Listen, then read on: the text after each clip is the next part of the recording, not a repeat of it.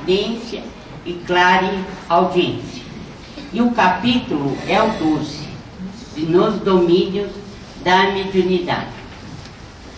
Chegou o momento em que todos que estão na reunião se encaminham para as preces de despedida. São então as vibrações finais em que os médiuns, os esclarecedores estarão mais de perto agradecendo a Deus pela oportunidade de trabalho e, portanto, com ligação mais intensa ainda com o mentor, que é Clementino. Alguém coloca a água no final dos trabalhos, no momento da prece. E aqueles que estão aprendendo, Hilário, perguntam então qual a razão, e um benfeitor explica que a água é um grande condutor de vibrações magnéticas. E então Clementino se aproxima do local onde está a jarra de água, e ele faz a sua prece, se ilumina todo, e as vibrações caem e são absorvidas completamente pela água. Então todos farão uso daquela água magnetizada, que são recursos de grande valor. Por que a água é colocada ao final? Não é aconselhável de maneira nenhuma que a água permaneça durante o tempo em que as incorporações ou as psicofonias estão em curso. Por quê? Porque as vibrações são muito pesadas, né? Mas no momento da prece final, quando todos já estão aliviados e já não existe a comunicação, pode-se colocar a água fluidificada. Alguém coloca a água no lugar certo para ser magnetizada. Em seguida, o mentor fala que para os médiuns, não convém por agora a clarividência e clareaudiência demasiado abertas. Por quê? Porque o ambiente nosso é bastante perpassado e mesmo impulsionado ou pressionado por espíritos que estão no umbral grosso. Nós sabemos que estão muito no resto do chão, são 50 quilômetros, né, de umbral bem pesado, 950 quilômetros de umbral, e o médium, ele precisaria ter grande revolução espiritual para poder controlar, né, no caso do aparecimento de espíritos desagradáveis, inferiores. E os médiuns seriam fustigados por entidades constantemente.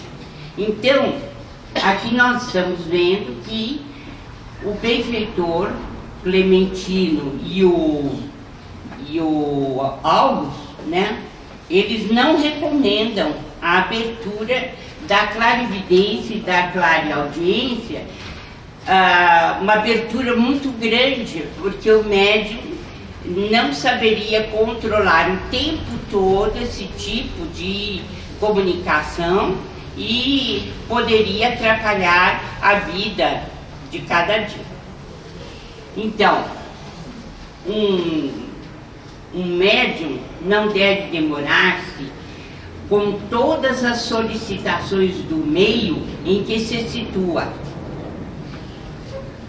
Aqui na Terra, a mediunidade, em geral, é de prova, né? A mediunidade dos santos existe naturalmente, mas eles já têm as suas próprias defesas. porque já tem a sua própria evolução. Não é o caso, por exemplo, da maioria dos médiums que funciona aqui no planeta. Então, ele diz que, por agora, a clarividência e a clareaudiência, elas serão dosadas, né? De maneira a que as médiums ou os médiums não as tenham demasiadamente abertas. Por quê? Porque não convém o médium tomar conhecimento de tudo que se passa à volta dele. Ele não tem condições de administrar isso no dia a dia. Outra coisa, isso aqui eu já disse, né? Somente os médiuns evoluídos é que dominam a influência do meio. Então, os chamados santos, praticamente todos foram médiuns. E nós sabemos pela biografia deles, né, os tipos de mediunidade que eles têm. Mas eles podem exercer um domínio sobre aquilo que se passa ao seu redor. Eles podem controlar a influência do meio. E uma coisa que nós precisamos deixar bem claro e que é fundamental é todos nós sabermos que a percepção varia ao infinito. Cada médium tem um tipo de percepção. Então, julgar que os médiuns da sala, todos eles, vão perceber a mesma coisa e vão falar a mesma coisa é não compreender o que é mediunidade. Então, mediunidade é sintonia. E quando a gente fala em sintonia, nós estamos falando no potencial que cada um tem de entrar em sintonia com o seu meio. Isso varia ao infinito, como eu disse. Então, tem que ficar bem clara essa primeira parte, dizendo que a nossa percepção como médium, ela varia e é diferente em cada criatura. Bem, as faculdades mediúnicas podem ser idênticas em pessoas diversas, mas cada pessoa tem a sua maneira particular de empregá-las. As faculdades mediúnicas podem ser iguais para cada um de nós, mas a percepção não vai ser igual. Então, é por isso que dentro de uma mesma sala, dentro de uma mesma reunião, um médium diz estar vendo determinada coisa e isso não ser percebido por outros médiuns de vidência. E ele explica com um exemplo muito importante. Você pode ter uma assembleia com vários pintores. Cada um tem a sua palheta, tem as suas cores e está então preparado para pintar. O modelo é único. Você pode pôr ou uma paisagem ou um modelo humano, mas cada pintor vai realizar um tipo de pintura. Vai ser diferente. Então, em mediunidade não existe unanimidade. A mediunidade, ela é bastante diversificada. Por quê? Porque o ser humano é assim. Ele é muito diversificado. Assim como não existe uma morte igual a outra, Não existe uma EQM igual a outra. Todos os fenômenos mediúnicos poderiam ser considerados iguais em determinadas faixas, mas a percepção é diferente. Então, a mediunidade é sintonia e filtragem. Cada espírito vive entre as forças com as quais se combina. Então, uma das razões pela qual o médium tem percepção diferente é exatamente porque ele tem sintonias diferentes, condomínios diferentes. E ele, então, obviamente, terá uma filtragem diferente. Então, essa história no meio espírita de considerarem as psicografias sagradas é um grande erro. É um enorme erro. Por quê? Tudo precisa passar pelo crivo da razão. Nós precisamos ouvir ou enxergar o plano espiritual através do médium com bastante parcimônia, com juízo crítico. Por quê? Exatamente por isso, porque cada um de nós tem um sistema de sintonia, de filtragem. Se a mensagem vem, nós precisamos, acima de tudo, ter discernimento para analisar. Se é possível, se não é possível. A gente às vezes vê e ouve verdadeiras barbaridades como se fossem sagradas manifestações espirituais, mas não são. Porque o mundo espiritual está repleto, né? Se nós quisermos ter uma ideia, nós temos 7 bilhões e tantos milhões de encarnados. Mas, em compensação, nós temos 20 bilhões de desencarnados. Se André Luiz diz que 2/3 da humanidade não tem evolução, é preciso que a gente observe qual tipo de comunicação nós estamos recebendo. É preciso bom senso. É preciso, principalmente, usarmos o discernimento. Então,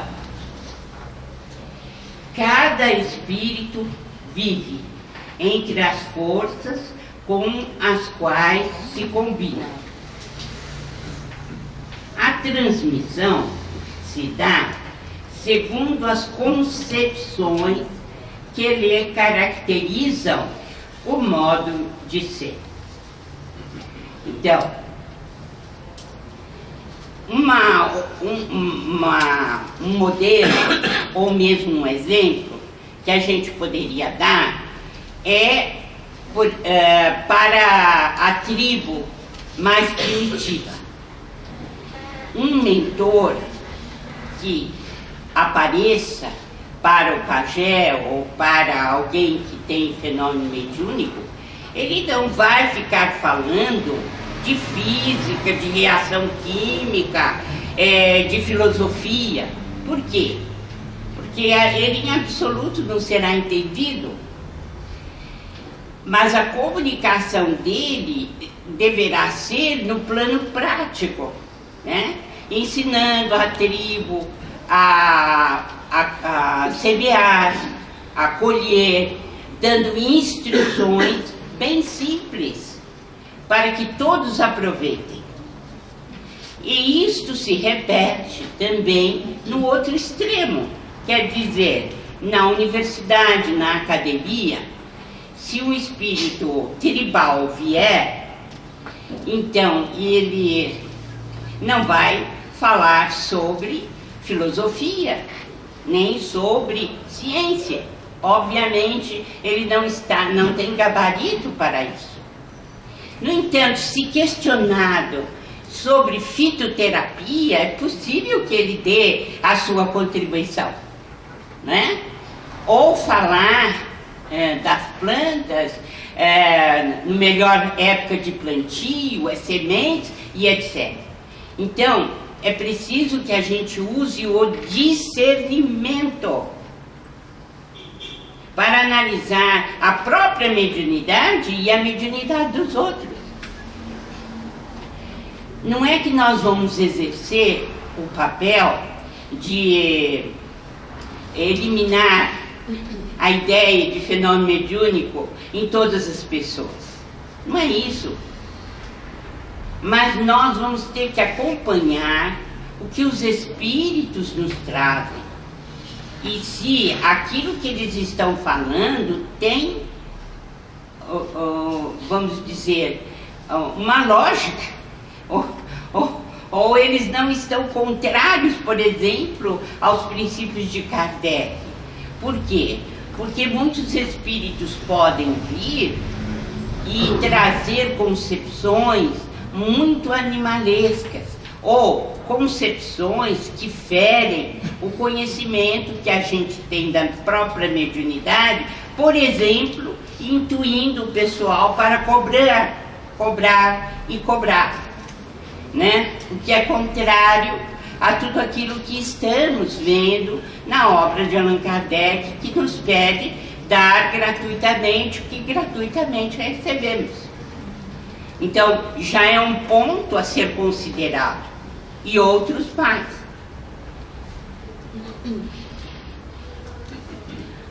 Bem, agora nós entramos na clarividência e na clareaudiência propriamente dita, quando Hilário pergunta, né, aos benfeitores, aos professores, se os olhos, né, se a gente vê em matéria de mediunidade, se a gente vê com os olhos ou escuta com os ouvidos. Qual é a resposta? Qual é a resposta? O que será que os benfeitores disseram? Quem perguntou não foi André Luiz, que ele já tinha cancha, né? Já sabia. Mas quem perguntou foi Hilário. Estava começando nas tarefas de mediunidade. Os benfeitores responderam que os olhos são como se fossem os óculos. Eles só ampliam. E que os ouvidos são apenas ampliadores dos sons. Porque é a mente que vê, não é o órgão do sentido. E tanto é verdade que o vidente vê o que se passa nas costas. O que você estando voltado como eu estou, por exemplo, para vocês, eu não tenho condições de ver o que se passa nas minhas costas. No entanto, o vidente é capaz de dizer como está vestido o espírito, quais são a cor dos seus olhos e se ele está se movimentando ou não. Uma prova cabal de que a mediunidade não depende dos olhos e não depende dos ouvidos. Apenas e tão somente são órgãos que ampliam a nossa capacidade, mas a visão, ela se dá através da mente. Então, uma pessoa que pode escutar algo bem distante, né, com sons, às vezes, que somente os animais podem ouvir, muitos cachorros podem ouvir os infrassons, o médium também pode ouvir, mas ele pode ouvir por quê? porque é a mente que vê e a mente que ouve, né? Então é o que ele diz: os olhos e os ouvidos são simples aparelhos de complementação. Nós vemos com os olhos fechados, nós podemos estar com os ouvidos tapados e nós podemos ouvir, e assim por diante. Toda percepção é mental. Isso tem que ficar bem claro, né? Porque senão nós não vamos entender o que é mediunidade. Toda percepção é mental.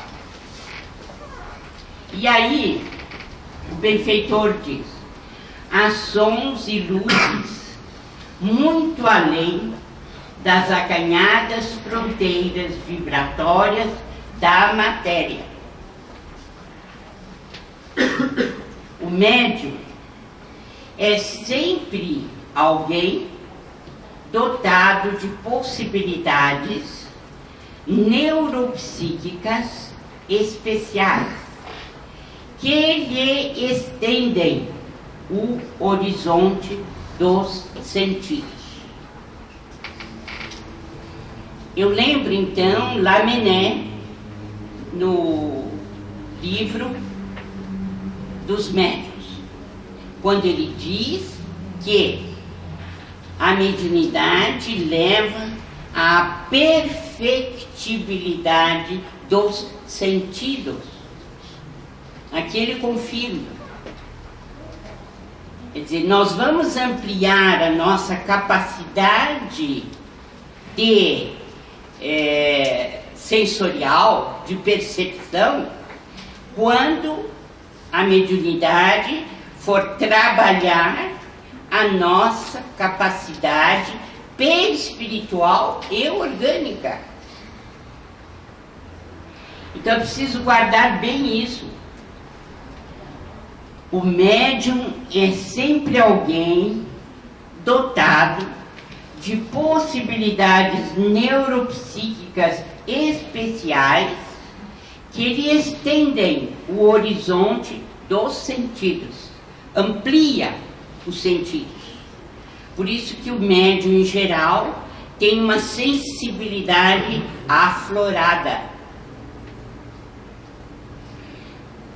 Agora, recentemente, e que eu terminei meu livro sobre os 44 anos de amizade com Chico Xavier, eu coloquei algo muito importante e que vem comprovar isso que nós estamos vendo aqui.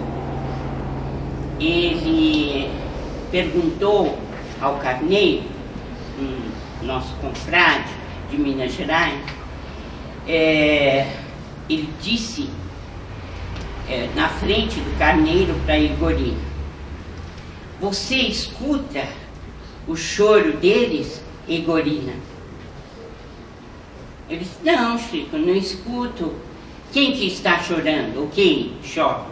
Ele falou assim: são os espíritos que já estão sendo levados da terra e que aqui não mais vão ficar. Eu ouço o choro deles. Você não escuta? E nessa conversa ele disse que eles estavam sendo levados primeiramente para a Lua e dali seriam repatriados para o mundo que é Quiro, onde Jesus também preside. Vejam bem a capacidade que o médium tem de escutar um choro que se dá na Lua. Quer dizer, realmente é preciso muita evolução para aguentar algo assim. É por isso que os médiuns em geral, eles são calibrados pelos espíritos a fim de que não abram demasiadamente nem a audição e nem a visão, nem a clareaudiência, nem a clarividência. Certo? Muito bem. Então, chegou o momento em que eles estão nessa parte final, estão orando e entrando em conexão com Clementino de uma forma muito mais intensa. Celina pensa ouvir o supervisor através dos condutos auditivos e supõe vê-lo como se o aparelho fotográfico dos olhos estivesse funcionando em conexão com o centro da memória. No entanto, isso resulta do hábito. A pessoa vê e ouve com o cérebro. Eu insisto que a gente tem que deslocar o conhecimento de forma bastante propícia para receber esses ensinamentos. Quer dizer, nós ouvimos e vemos através do cérebro quando somos médiums de evidência e declare ao vivo. E aqui ele explica, ó, vejam bem, apesar de o cérebro usar as células do córtex para selecionar os sons e imprimir as imagens, quem vê e ouve na realidade é a mente. Todos os sentidos da esfera fisiológica pertencem à alma que os fixa no corpo carnal. É por isso que, nessa mesma lição, o benfeitor Clementino diz o seguinte, que os cegos e os surdos, se devidamente condicionados e orientados, e se desenvolvem a mediunidade, eles têm também condições de ver e ouvir. Aliás, a doutora Elizabeth Kübler-Ross, ela fez, que assistiu 30 mil pessoas ao redor do mundo no momento da desencarnação, nos estados finais da existência. Ela conta que havia o testemunho de cegos e paralíticos que, desdobrados, eram capazes de dançar e de ver. Por quê? Exatamente porque é o cérebro que vê. E se eles vêm com se os espíritos vêm com um impedimento fisiológico, mas se o espírito tem relativa possibilidade de se deslocar no tempo e no espaço, tem também condições de ver e ouvir, mesmo não tendo utilizado o cérebro desde a infância ou desde o nascimento. Por quê?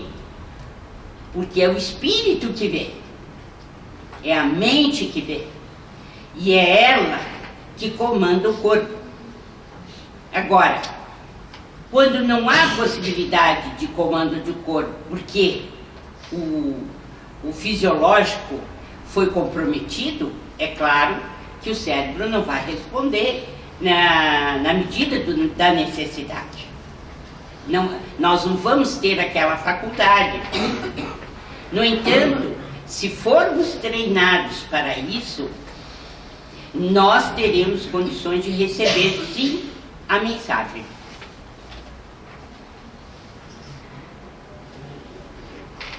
Então, repetindo, apesar de o cérebro usar as células do córtex para selecionar os sons em imprimir as imagens. Quem vê e ouve na realidade é a mente. Todos os sentidos da esfera fisiológica pertencem à alma, que os fixa no corpo carnal. O exemplo que o espírito dá. À noite, cada noite, durante o sono. Então, eu vou recordar aqui Albert de Rochat, numa das aulas anteriores. O espírito projeta-se no mundo espiritual, conscientemente ou não, e expande os seus poderes sensoriais, que será tanto maior quanto mais centros de força sejam dissociados ou desarticulados.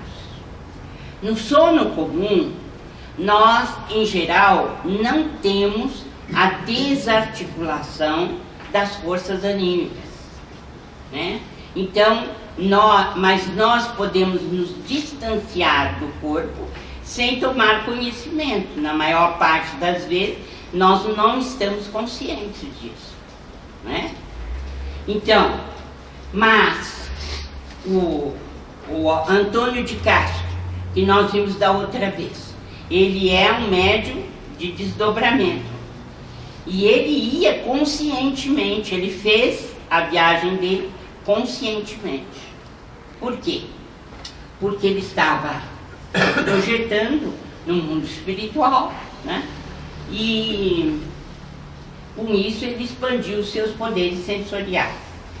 Então, a vidência, ela pode se dar com o espírito vendo diretamente, no caso do desdobramento, e vai descrevendo o que está vendo. Mas a vidência que nós estamos falando é aquela em que nós temos a capacidade de ver o espírito. Não é só ver o espírito, não, como nós vamos agora mostrar para vocês. Somos receptores de reduzida capacidade à frente de inumeráveis formas de energia que nos são desfechadas por todos os domínios do universo, captando apenas humilde fração delas. Nossa mente é um ponto espiritual limitado. Isso é fácil de compreender, né?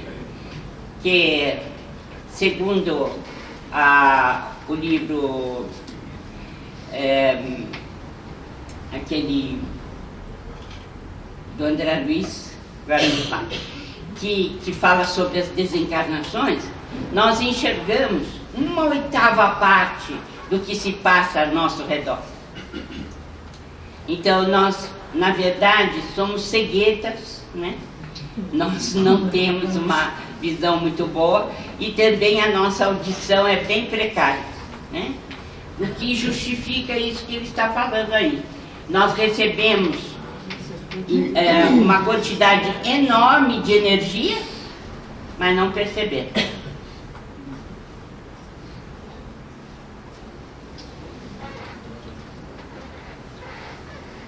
Os 3 médiuns sob o comando magnético de Clementino tinham atitudes diferentes, que nós vamos ver. O Castro, como ele queria encontrar a mãe dele desencarnada, ele se desligou do domínio magnético de Clementino e não tinha a mínima percepção do que se passava ali na reunião. Por outro lado, né, a dona Celina e a dona Eugênia, elas estavam firmes sob o efeito do magnetizador, do Clementino. Então eles consideraram que o Castro era uma antena que se insensibilizou. Quer dizer, ele não tinha sintonia com o mentor. Então ele não percebeu nada. Ele tinha capacidade para ter? Tinha. Mas ele estava ligado ao fato de ver sua mãe, de encontrá-la, então ele se desligou do objetivo da reunião. A dona Celina recebeu a visita do esposo e ele queria conversar com ela. Ela disse: não, agora não, depois. Por quê? Era mais disciplinada, né? Ela sabia que ela tinha que ficar sob o influxo do Clementino e dar o recado que fosse transmitido por ele.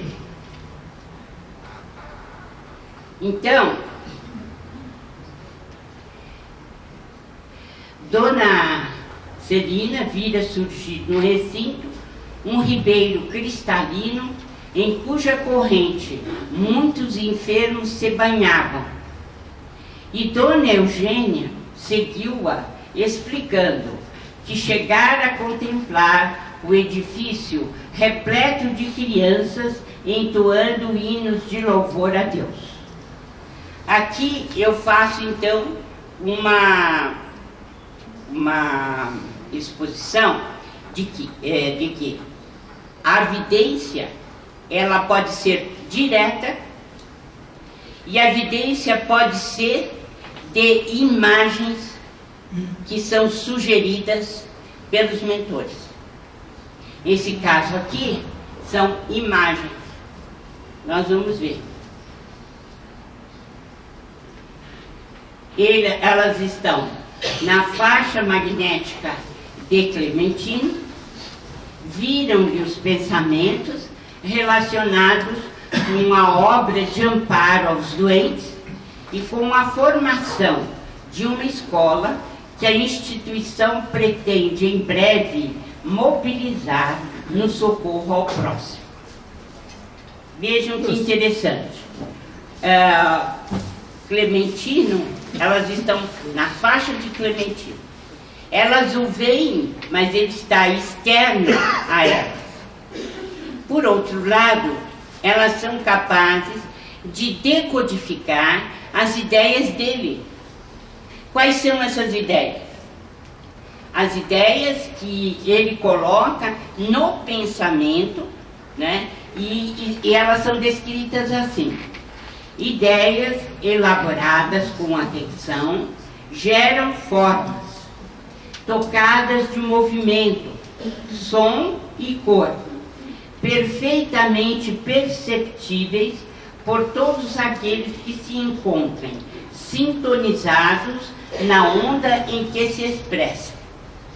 Então há dois tipos de vidência.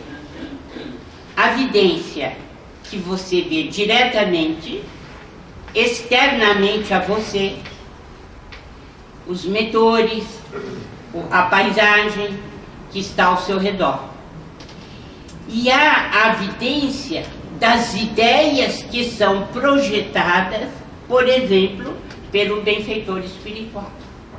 No caso, Clementino.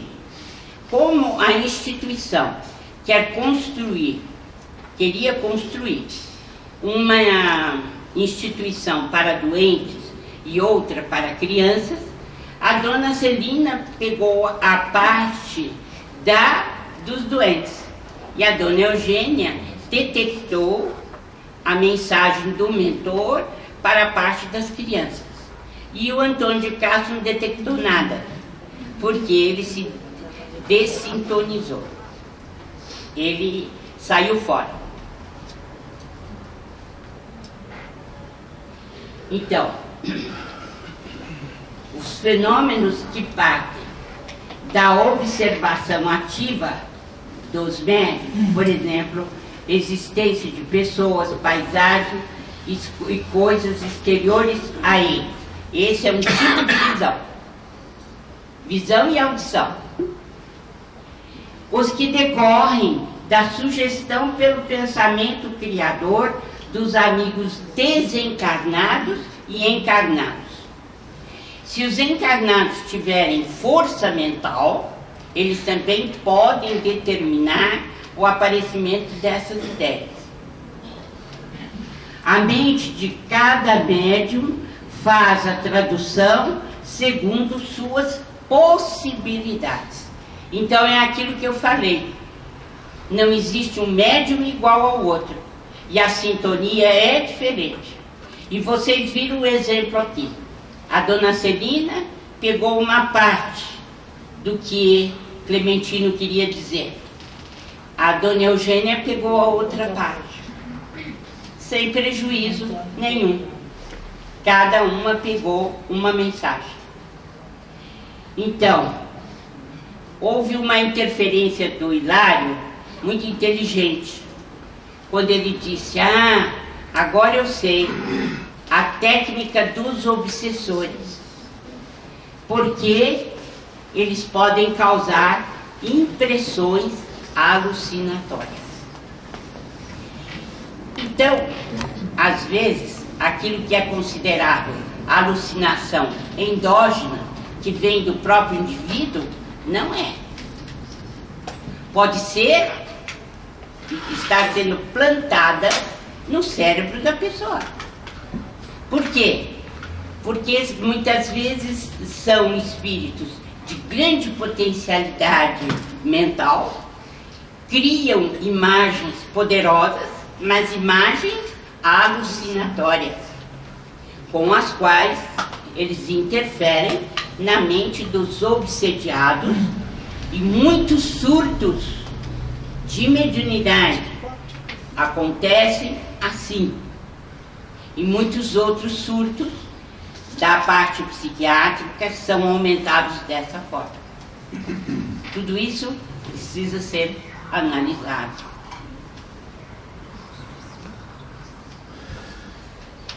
Então, é o que nós tínhamos a dizer hoje sobre clarividência e clareaudiência. Há alguma pergunta que desejam fazer ou alguma coisa que queiram explicar sobre o assunto, estamos às ordens.